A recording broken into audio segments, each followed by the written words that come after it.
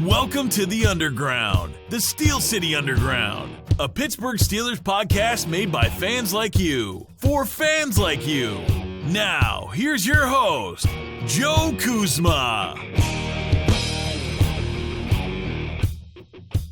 Hello, everyone, and welcome to another edition of the Steel City Underground podcast. I am your host, Joe Kuzma. I am joined by Brian E. Roach, and it's once again another late night.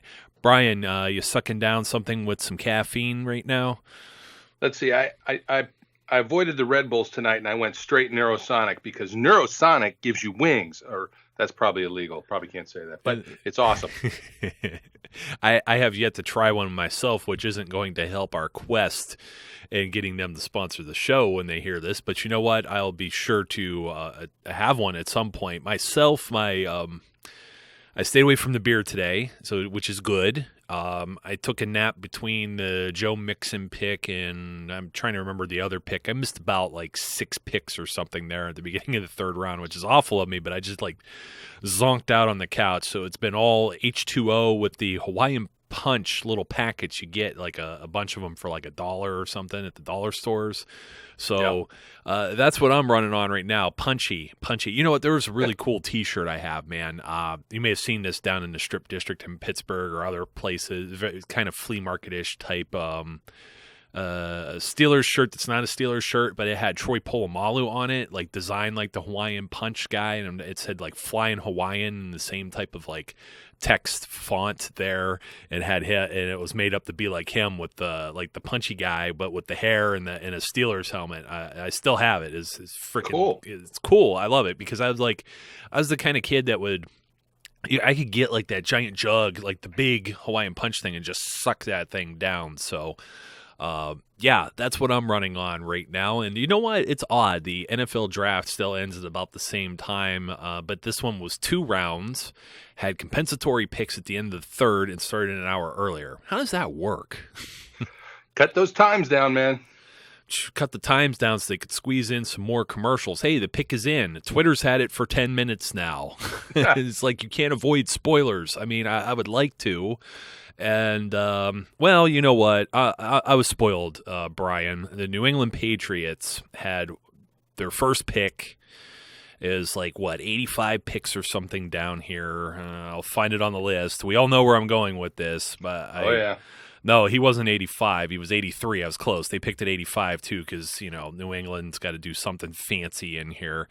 My boy from Youngstown State, Derek Rivers, oh, man.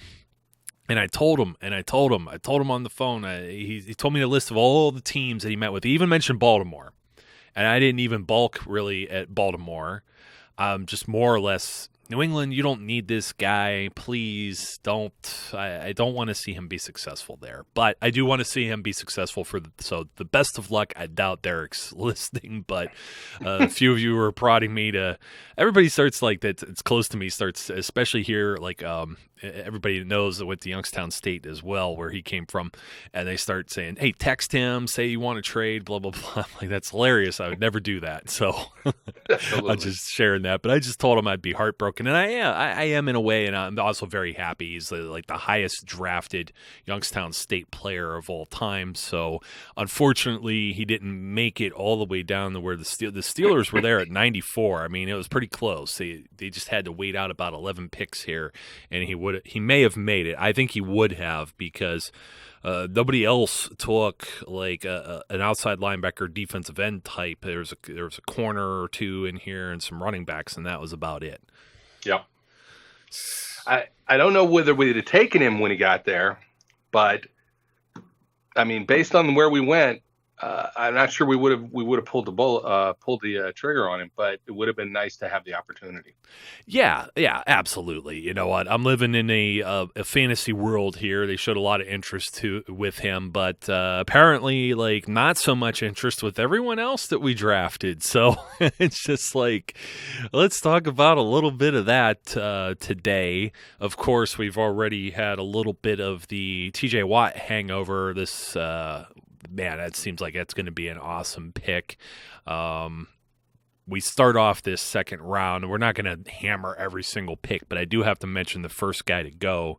Kevin King was the guy in our that I had actually put with the Steelers with our 32 pick. I always want to call it 32 round. It's not right, but the 32 pick first round mock draft, and he's the only guy who hung around in that green room for day 2. Everybody else went home, which is kind of, I don't know. I love what he said. He was very composed, and they asked him why, and he said, well, I was here because I knew I was going to get drafted, so I wanted the experience of walking on the stage and getting the hat.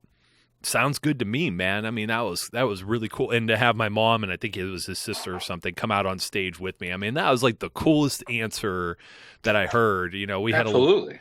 You got to give him props for that. You know, it's you made the journey. You're there to get the full experience. And hey, you know, look, you didn't have to wait long. No, he didn't have to wait at all, which is kind of funny. They almost like kind of did him a favor. So, well, and then we get a whole bunch. I don't know. Where do you want to go with this, Bri? Because we absolutely have no agenda. No, you may have some notes. I have nothing here. Well, maybe the first guy off the board that really surprised you.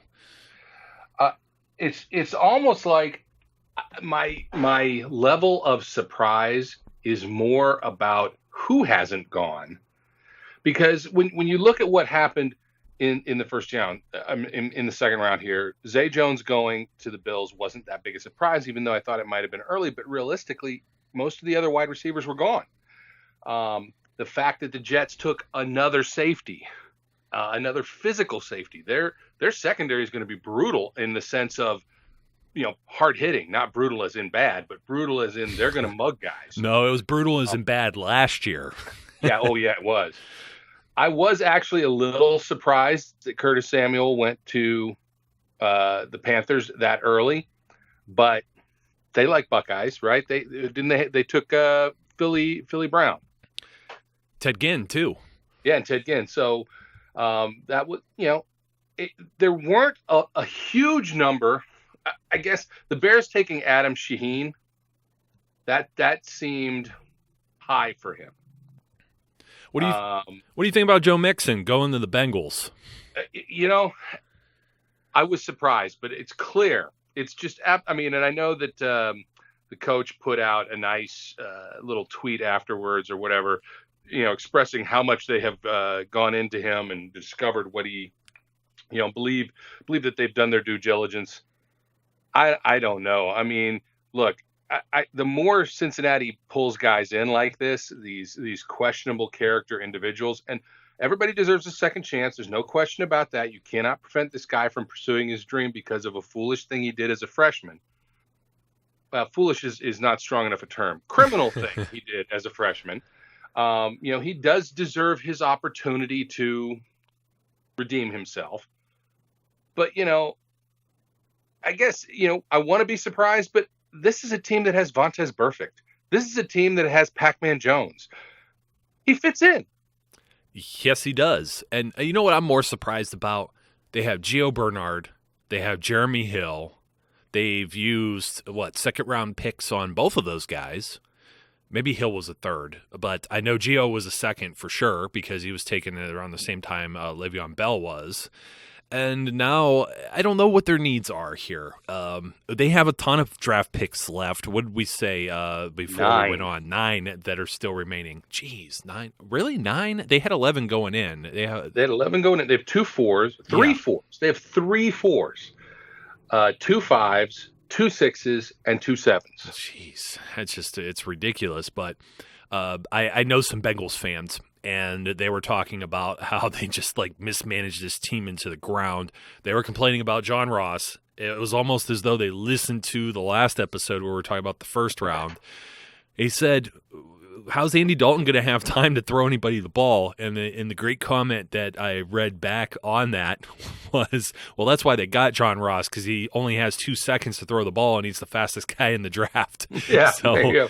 I mean, it makes sense. But Mixon, I mean – running back would have been the least of the concerns next to wide receiver. I mean, it's just I guess they're going to use all of these other picks. We've said it's a deep draft, but we didn't say it was a deep draft for like offensive line or a few of these other positions. I mean, it's not like they need players and like, or maybe a safety, maybe, but they have corners out the wazoo. It's not deep in the positions that they need. No, it's. I don't know what they're going to spend 9 picks on. I mean, they redeemed themselves slightly by taking Jordan Willis. I mean, that's the strongest pick they made. It does fit need. I think he's a little undersized. I don't think he fits their scheme that great. I keep hearkening back to when Debo was there, when James Harrison played his year in Cincinnati. They didn't know what to do with him. And I wonder, are they going to know what to do with this guy? Because I don't think he's really a true defensive end. He's more like an outside linebacker. But still, it's a better pick than anything else they've done. But the rest of their needs, look, the offensive linemen are gone. The best ones are gone. And they've got a mess of an offensive line. I sort of get the Mixon thing, all right? Because Bernard's been hurt. Hill's been hurt. And you wonder, running backs have very short lifespans in the NFL. We don't know what they know about these guys. Maybe they're looking at them and going, yeah, we might have worn the tread off the tires there. I'm thinking it could be kind of like Green Bay with the Eddie Lacy type deal, and they got 4 years or whatever out of him, and now they're ready to maybe they'll kick Jeremy Hill to the curb or something of that nature. I think Gio just had a contract re-upped recently. Yeah. I think it was last year he got like a 2 or 3 year deal, but I think Hill is going to be entering the last year of his deal. Maybe they just don't like him. So, I mean, maybe it makes a little bit of sense, and I agree with you with all of the Willis stuff too. So the Bengals, it'll be interesting to see what they're going to do. Now, the Cleveland Browns, and just hopping over, and I'm going down the kind of in a little bit of the order of the second round here. Now, I do really like DeMarcus Walker to the Denver Broncos. I don't even think we mentioned Walker yesterday as a guy still on the board. It was one of the ones. No, we didn't.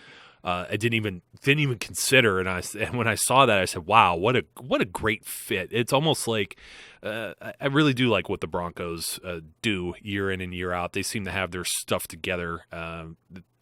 The Browns, on the other hand, DeShone Kizer, and I'm just like, were they watching TV all day and feeling the pressure? Was Jimmy Haslam sitting there, the owner, listening to these talking heads and like, we didn't get a quarterback, so we have to get a quarterback. And you just look at what they have now. They have DeShone Kizer, they have Brock Osweiler, and they have Cody Kessler. Now, I spent the day in Cleveland today, and I got to speak with some Browns fans, just some strangers, and this was part of the conversation that happened at a place I was eating at. It was one of these it's like a stir-fried thing. So you go up, you get all your food, and they cook it like in a common type area, and you're standing there talking with people, and this guy's standing there talking about the Browns draft, and they're all pumped up, they're all jazzed up like they are all the time. It's like, hey, we get all these top picks, and then they end up sucking, and they don't do any better, and they finish with 1 win.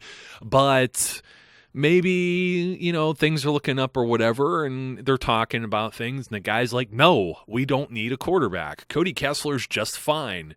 And then he was talking about Njoku, and he was like, man, you imagine you're going to be able to put Barnage and Njoku out there. And then the news had just released probably an hour before that, and the one guy knew and the other guy didn't. And the other guy talking says, no, they got rid of Gary Barnage. He's like, no, they didn't. He was like, yeah, when? Just like an hour ago. Why would they do that? He was the best thing. He was the only player we had. We don't have talent to just get rid. Do we have this excess of talent to get rid of? So 2 steps forward, 1 step back all the time with Cleveland. Are they going to start a rookie quarterback? I mean, it's just, I don't get it. And Hugh Jackson, do you think he has the luxury of being able to keep Kizer on the bench for a year or two? He's not going to have a job next year if he does that. No, I really don't think they'll start Kizer next year. I think that they will use one of these 97 quarterbacks they have currently on the roster to, give them a breather of a window, until they'll let them be picked off as they get injured, through the season. And then when they have to play him, maybe they do. But I don't think they'll start him. I think that's the only credit I'm going to give them is that they picked him later than I think they could have picked him. He was still there. He kept falling. They traded back. and managed, to get him where 52 instead of right there at 33 or wherever they might have been. Or number 1. Yeah, exactly. So I'll give them some credit for thinking that through a little bit and waiting to pick him. But, I still, the Peppers thing still fries my brain. But beyond that, it's not a terrible draft. Ogunjobi, the other guy they took they got Danny Shelton. I don't know what they're doing with another defensive tackle, but he can provide some depth, I guess. And then they're sitting with a ton of picks starting in the 5th round. They don't even pick in the 4th tomorrow. Well, they've got plenty of those probably for the next 2 years for all these trades. They've got all the Texans picks is what it amounts to. That's not necessarily true, but I'm teasing. We're running on the Neurosonic. So yeah, the team I thought was killing it up until the last pick they made was the 49ers. Man, I thought they were killing this draft. I thought that the pick that they took with Achille Witherspoon was a good pick. Then they took C.J. Beathard, the quarterback out of Iowa. Okay, they needed a quarterback, but man, I cannot. That was like all the goodwill they built up with the moves they made in the 1st, and they get down there into the 3rd, and they're still doing good things, and then that's an overpick in my opinion. They just took that kid way too early. Yeah, this guy from Iowa. You still have Joshua Dobbs out there. Let me see. Davis Webb he went Giants. Yeah, the Giants. So he was already off the board. There's Nate Peterman, and I want to say there's somebody else that's escaping me right now. Not Chad Kelly, because I don't even know that he gets drafted. But there's at least 2, if not 3 more bodies that are floating around out there. You get an aerospace engineering guy. I don't even know how this C.J. Beathard. Yeah, I'm telling you, man. These drafts are killing me as far as sleep. I don't know even how he ended up at the combine. I don't mean to rag on players. I respect these guys for being the athletes and everything they are, but was he even the best quarterback really in the Big Ten? I don't know. It's just.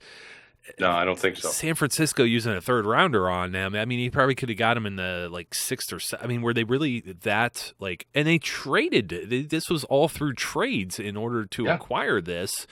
This went from Kansas City to Minnesota, and then San Francisco got it from the Vikings in exchange for a 4th and a 7th. It wasn't the steepest price, and the 49ers had some picks by virtue of the Bears. We were talking about that whole thing. And you know what? I wanted to go back to that for a second. One thing I didn't consider, and I thought of today, and it was long car rides and visiting with family and whatnot.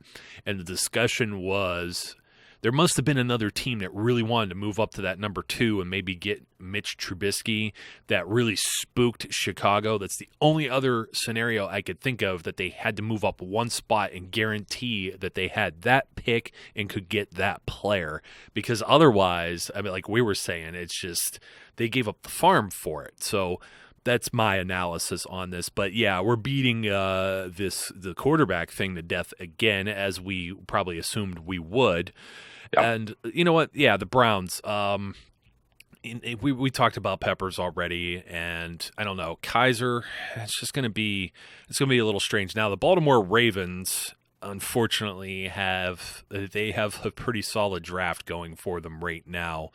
Let me see. I was trying to pull up. What was it? Chris Wormley, Tim Williams, Bowser, Williams, and Wormley. So they've got 2 very solid pass rushers and a good line defensive tackle. They've done. It's a solid B+ to A draft so far for them. Their defense is going to be strong. It's going to be probably stronger than it was the year before. The question really will be, can Tim Williams really perform? Can the kid from Houston really perform? We'll go see. We're going to see. They think he can. And can they get everything out of Wormley that he has? So, because all of these guys have some question marks, but man, they got some quality picks.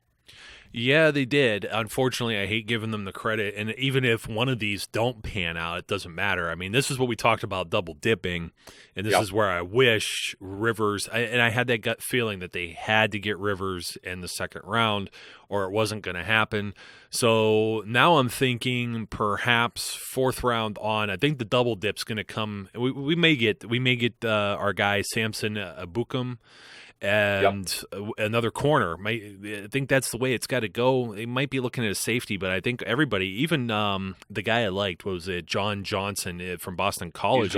He's gone now too, and I thought he might slip a little further. So everybody off the board. I think they may have even considered Josh Jones, and Josh Jones went ahead of their second round pick as well. So we may as well talk about that because we heard John Harbaugh. I don't want to hear Jim Harbaugh either, but John Harbaugh, head coach of the Baltimore Ravens, bragging about his secondary where they added Tony Jefferson, and now they drafted Marlon Humphrey, and of course Jimmy Smith and Eric Weddle, and nobody's going to be able to pass the ball on us. And he was bragging yesterday, and whatever, to each their own. Excite your fan base, whatever. I think it's all BS.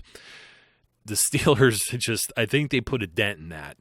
The Bengals can only draft so many corners and put so many on the field. The same with the Baltimore Ravens. You can only put so many guys in the secondary. Now, a lot of people I think this was a coin flip on the reaction from Steelers Nation with Juju Smith-Schuster.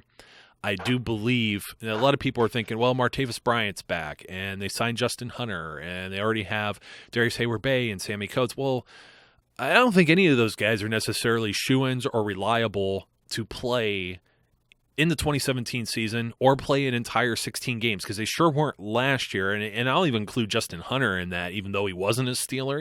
I don't think he's ever been a reliable option either.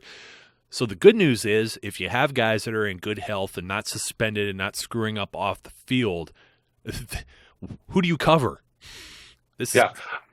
Wow. This is a great pick, and the more that I think about it, and this is going to be exactly what we talked about last night. The more the people learn about this kid, the more they're going to love this pick. There's a reason he's been called Hines Jr. You go out and you see the tape of him throwing blocks. I mean, this kid is a Steeler receiver. He's not necessarily the fastest guy, but his hands are huge. I mean, they're huge. He's going to catch anything that comes at him, and he makes combat catches. He is just a workhorse kind of receiver. And I don't think, here's the thing, people have been talking about tight end because of Ladarius. I don't really know that Juju Smith-Schuster is Sammy Insurance or Martavis Insurance or any of that. What I think he is if you don't have Ladarius Green to put out there as another stretch the field kind of guy, but you're going to have Jesse James, well, you go four wide with Juju Smith-Schuster, and you've got Ladarius Green right there. Yeah, you know what? I hadn't even considered that. And looking even at his, I don't know necessarily you want to put more on his frame, but he is 6'2", 220. So, I mean, he's not necessarily 6'6", 6'7", with the height of a tight end, but he can get up there. And like you said, everything that goes his way, anything that his catch radius is insane. Yeah. What was it? I'm trying to look at this. He's 10.5-inch hands, and it said LeBron James are 9 1/4. And that's insane. I like this pick. A lot of people were, well, why do we need this? And I had to remind the social media universe, when you were complaining following the AFC Championship game, all we ever heard was they don't have anybody else to throw the ball to besides Antonio Brown. Well, this is the pick for that. We saw a lot of corners. We saw a lot of safeties go before it got down to pick 62. And guess what? Not too many wide receivers. And this was a kid that they had expressed interest in. And like you said, he just looks like a Steeler. Best player available. I fielded a few questions from different people, too, who were upset because Obi didn't fall and maybe a few other players. There was a string of like 3 or 4 players in that right before 62 that could have maybe maybe been a Steelers pick. And then they're, I'm so confused by this. Why didn't they pick a cornerback? Or, well, you have like a dozen corners already off the board, and then, there's only been like 4 or 5 wide receivers. The guy is so high up on the draft board. Anything you're picking at this point, even TJ Watt, let's face it, TJ Watt now could split some time as a starter because maybe there's not as many edge guys, but even Bud Dupree did not start right out the gate. And that was with a lackluster Jarvis Jones and an aging James Harrison. So there was still a rotation there. Almost everyone they're picking this year, it appears to be a depth player at this point with potential to be a starter in towards mid to late season or in future years. Yeah, I would agree with that completely. And again, I want to encourage people to go out.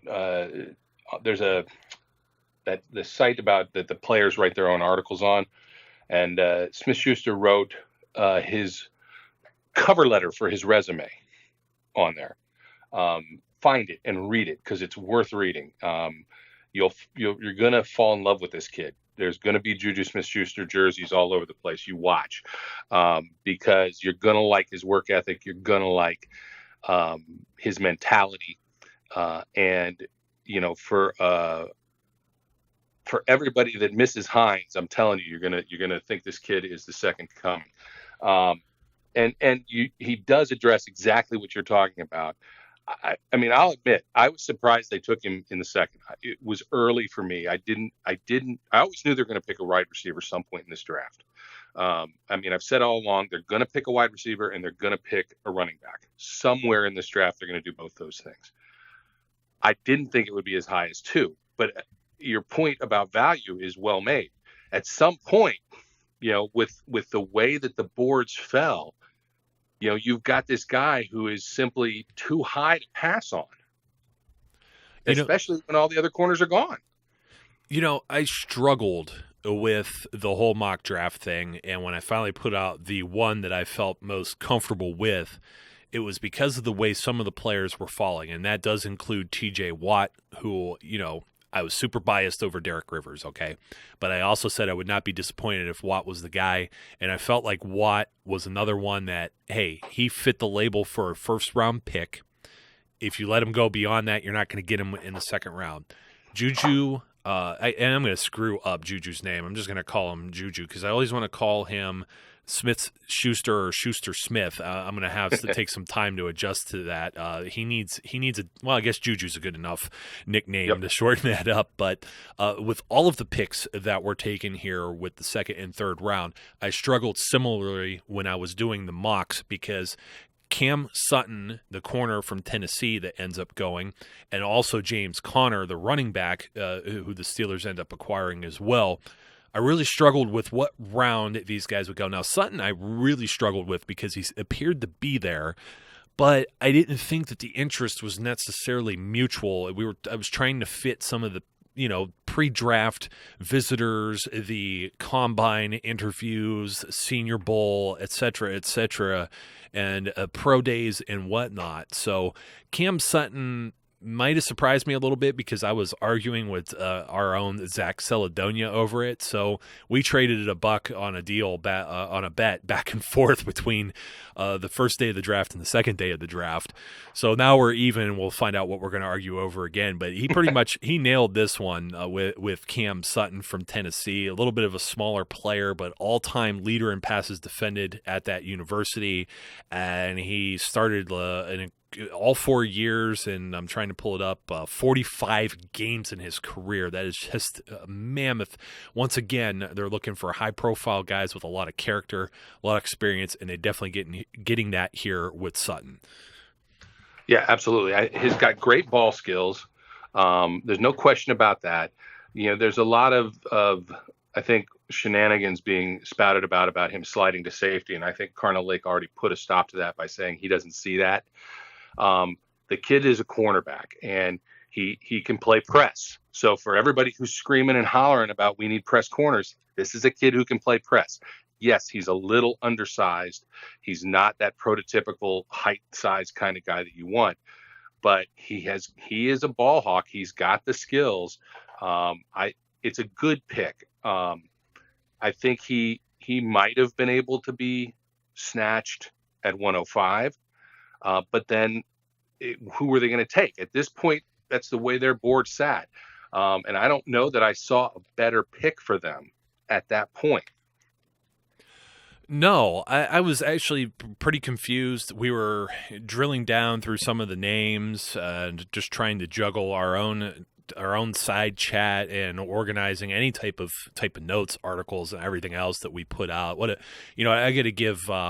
I got to take a bow and give a hand to everyone on Team SCU tonight for just great work overall.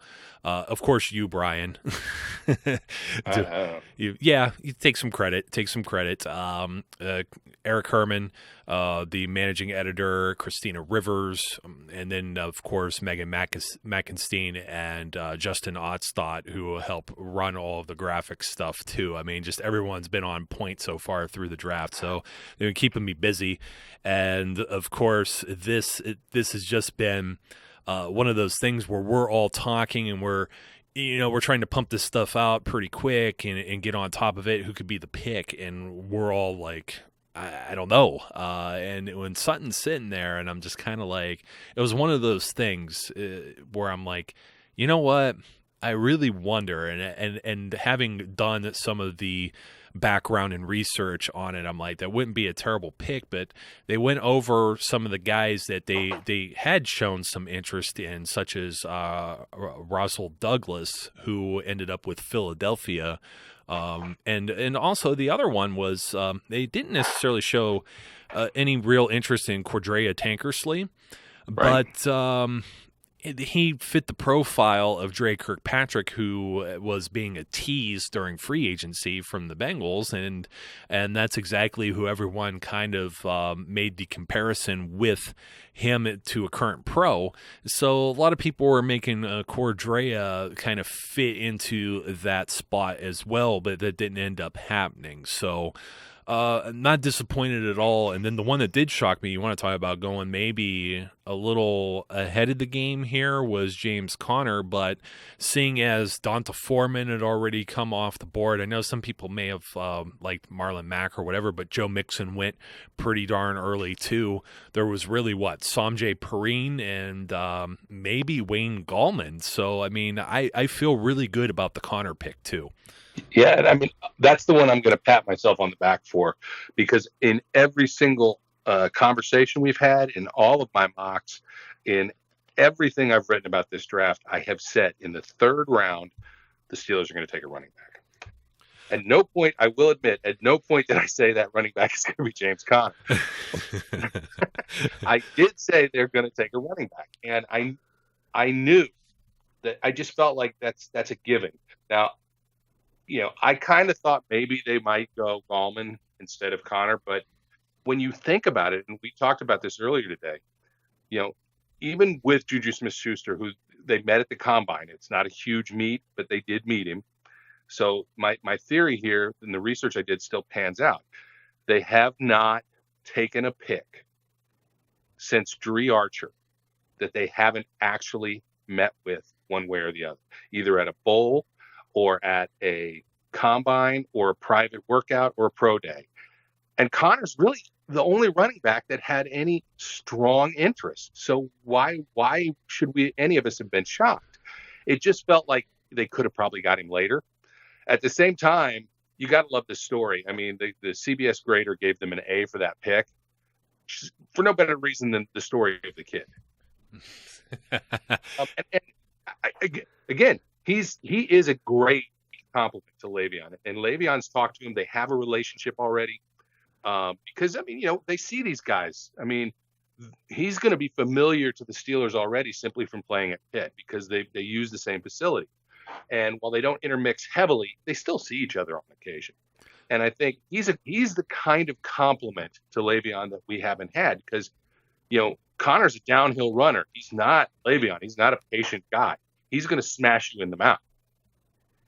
Yeah, Totally. And you know what? That leads right into the quote that we put up on Instagram with the photo. Welcome back to Pittsburgh. And everybody else was welcome to Pittsburgh. This one was welcome back. So, Justin, that was very, very creative. But the quote was from Daniel Jeremiah on NFL Network, and they're showing, how they do the pieces of the puzzle. So they're showing where the rookies fit in with the existing players, and they have like all these neat little graphics they put up on the screen. And he says, he'll, like you said, compliment Le'Veon Bell. And he said, Bell might break your ankles, but Connor will break your face mask. Yeah. And I love that quote. It's perfect. It's exactly what it is. I mean, it's thunder and lightning. It's very exciting. And somebody said that, did you just say that on this same show that James Conner is going to sell a lot of jerseys in Pittsburgh? Because I think between him and Watt, they've got a merchandising machine going on. And once Juju gets going, see, I almost tried his last name again. I've got to write this down. I need a Post-it note for it. You get a few of these, and it takes you a little while to adjust. So, yeah. But once Juju gets going there, too, I think they're going to be selling quite a few of the 2017 draft class jerseys. And we're only halfway through this so far. So I'm happy. I think most of the needs are met. Now, I think some of the things going forward, well, we have one name that we're surprised really fell. And that could be a need. We're thinking about the same guy here, right? Carl Lawson is the one. A guy who has been predicted as high as a first rounder, who is on the CBS board, the 45th player, the best player still available, is now dropped to the 4th round. His medicals have to be questioned. That there's no doubt about it. I mean, he has an injury history, but I'll be stunned if he's there when we pick in the 4th. At this point, because somebody has to take a chance on this guy. But I think you're right. That's to me, that's the biggest shock of the draft, as far as somebody falling is Lawson falling as far as he has. And there's still some quarterbacks out there, not to say that I'm totally interested in that, but I think, like we were talking earlier, the whole double dip thing, I think we could look for a little bit more defense. Definitely another player in the secondary, definitely another linebacker of some way, shape, or form. And I don't know, could be a tight end for some depth as well. And I don't know. And there's several guys that they had brought in that could project to be like edge or defensive linemen towards the tail end of those pre-draft visits to probably be college free agents or like 7th round picks. So this rounds 4 through 7 are usually excruciatingly painful because then it's just most of the talking heads, they've run out of film footage of most of the players that are going to get picked, especially when you start getting into like the late 5th round and beyond. And then they're just going to start talking about all the guys that we're going to be getting a lot of Mitchell Trubisky highlight things, and they're just going to beat that to death whenever the Bears pick, for example. So, and then you get a commercial, and you won't even see the people picking from Heinz Field and the PNC Champions Club that they'll be doing for draft day, which is quite a shame. They might have one or two, so you'll probably want to check that out over on Steelers.com, so at least you'll get to see that. So I don't know, Brian. I'm up in the air. If this draft ended the way it is right now, I'm content. I'm good with the way it is. That's the word I would use. I'm content. I'm not. I don't know that at this point in time I would say I'm ecstatic. I'm not disappointed, but I'm content. There's a couple of guys I would keep my eye on tomorrow. My boy Samson, who I love, and I'm praying for you, my brother. I want Samson to get picked. I hope that come the 5th, 6th, 7th round, we do a double dip and we take Samson Ebukam. I think he could surprise some people. But there, we got Javonte Jones still out there who we've talked to. We have who's it? Keon Adams. Yeah, Keon Adams from Western Michigan's another one that could be a late rounder. Yep. There's quality still out there, and we have some opportunities to pick some people still up. Jalen Merrick is a corner that we talked to, not us individually, but the Steelers. Mm-hmm. Howard Wilson, the guy from Houston. There's a cornerback from Utah, Brian Allen, who I like. All these guys are going to be available in these later rounds. Whether they fall to the Steelers or not is going to be interesting to see. because, I mean, there's a plethora of wide receivers, and I don't think we're going to go near another wide receiver at this point. But I do think there's a good chance we double dip on corner and we double dip on edge. And I think that's a smart move on our part if we do. I'm not saying we will, but I think there's a chance. And that still leaves 2 extra picks. And if we take a tight end and, one of those guys who calls the signals, it's not going to be the end of the world at this point. Yeah, exactly. I'm not going to be brokenhearted no matter how this shakes out the rest of the way, because like I said, they still get another draft next year and a whole other free agency, and they get to these rosters change so much every year to year. I think the wide receiver thing is definitely just locked down, and in fact, Martavis Bryant thinks Sammy Coates' replacement has arrived with Juju. So, and then Mike Tomlin has to play dad and break it up on Twitter, which is just hilarious. I don't know if they're just pranking each other or whatever. The other cool thing I saw, and it's in the Daily Steelers grind we put out with all of the things we see on Twitter and every so often on Instagram too, is the Steelers, when they took James Conner, they put up the little clip of Will Ferrell in the movie Elf, where he says, "I know him," because he says like he knows Santa. I know him, and that's exactly the thing with Conner too. Because when I talked to Scott Orndorff from Pitt, he had the tight end at Pitt, he had mentioned that they see the Steelers players often. And it's not necessarily that they always interact with them, but they definitely knew each other, in passing, and they got to see their routine and vice versa. So there's definitely a familiarity there from sharing all the facilities, and definitely with Conner, it was one of those things. I mean, he was buddied up right to them, and they liked what they saw. It was the only running back they brought in, so why go any other different direction? I think we'll see a little bit more of that same type of deal with these late round picks. I mean, if they pick somebody just out of the blue that we don't have in the Steelers War Room draft guide, or we haven't published anywhere here as any of the pre-draft visitors, I'd be very shocked. Yeah, I think they'll stick to the script as they often have. It's more of a crapshoot once we get past the 4th round, where you just don't know how the board is going to tally up, and there may be guys that they had, no official visitation with, but who they saw at a pro day while they were looking and talking to somebody else. But I think they'll at least have seen them. I don't think they're going to pull, a name out of a hat at any point. So I think that the list of visitations and where they've gone for pro days and whatnot is still a valuable resource looking ahead. But it's going to be interesting because at this point, like I said, from this point on, you're shooting darts at the board because you just don't know.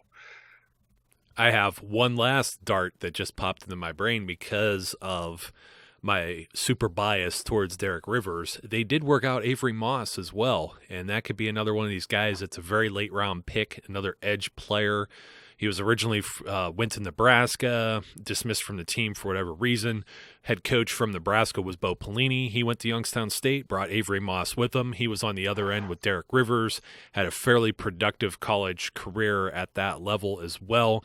Not quite the physical freak that Rivers is, but like you said, when you're throwing a dart, there's another name to maybe put out there. So, Brian, it's been another late day, and we're going to definitely do this again and cover all of the other picks that are taken by the Steelers. But, folks, please don't look for this on Sunday because we're going to try and get some rest, and we will come back with the other episode recapping this on probably early Monday at least, to give us a little bit of a breather, and we can break down some of the picks and also see, because the Browns and the Bengals have so many of them, we're going to need some time to evaluate that as well. So thanks for joining me again, Brian. Oh, I appreciate it. I just want to do one more thing and make a call out about our contest, because we've had some really nice donations. One guy, his name is Brandon. I got to remember his last name. You'd think I'd remember. He donated $250. Wow. So, we've actually done very well with the contest. Brandon Davis, that's his name. And there's still time. If you're listening and you want to try and win that Rocky Blyer helmet, check out the site and you can still get in. we'll be sending that off on Sunday. Yes, it's steelcityunderground.com/March of Dimes. Put some dashes between each of the words. If you do a search for it on the site, you'll find it. If you also look for Emily's story, which is near and dear to Brian, it's a story about his daughter and how the March of Dimes helped him and his family. You'll be able to find it there too. And of course, making the donation not only goes for a good cause, but gives you an opportunity to win this awesome prize. So folks, go ahead and do that, because you know what?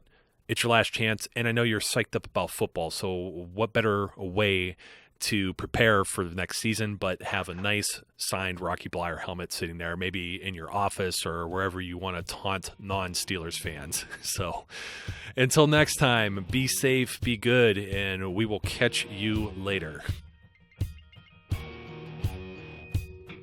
We would like to thank you for listening and remind our listeners to follow us on social media and our website, www.steelcityunderground.com.